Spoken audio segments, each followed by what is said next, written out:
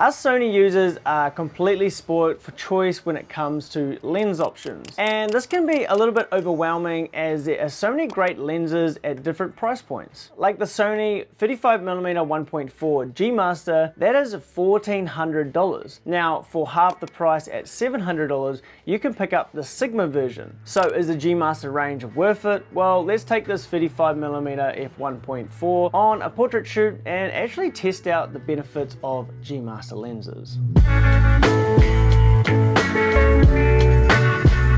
Come forward, so you're like, yeah, so you're kind of like about here. Yeah, nice. Oh, these are sick. And you can like walk forward a little bit if you want, and then just like walk back.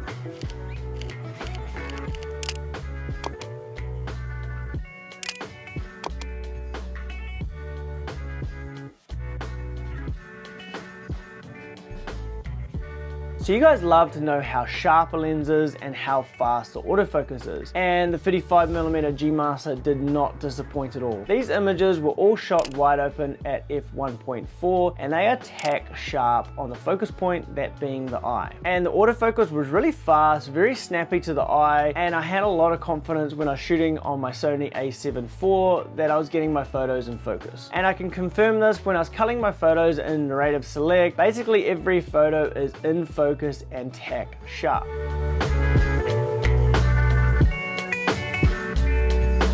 Let's just run down here real quick.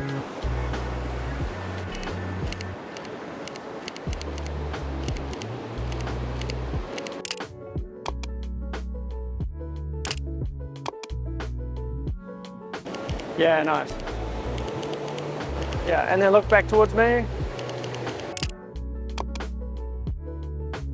Yeah, nice. And then look the other direction.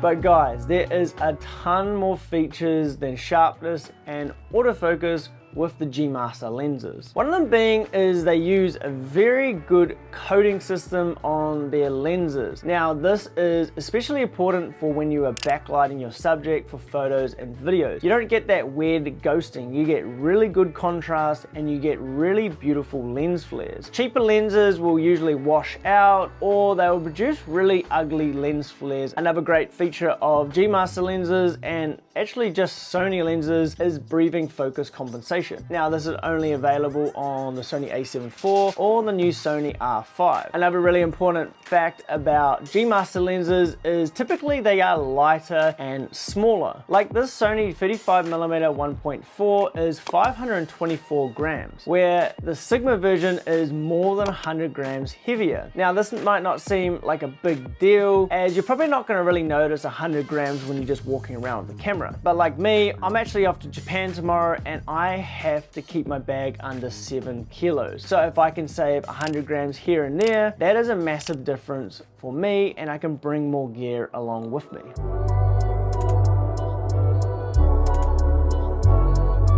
Photos.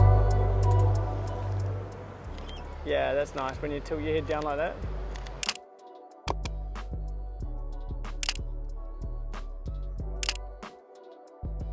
Do you reckon if you stood on this, you'd be able to like balance holding onto this? Yeah. Should we try that? You right? Yeah, that looks sick. Yeah, nice.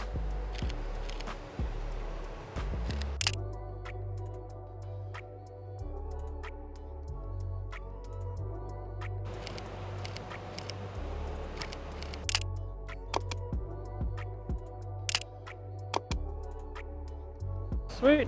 And then I'll just get one like you chilling. Yeah, that's sick.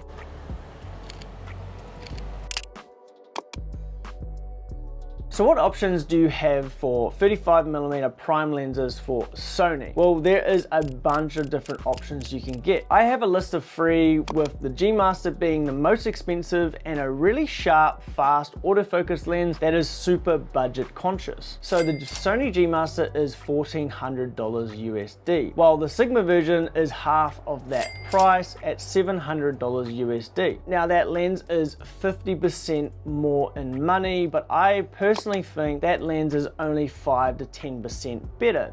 Yes, it might be lighter, it might be a little bit smaller, the autofocus might be a little bit better because it is a native lens, 50% more for 10 to 5% better quality.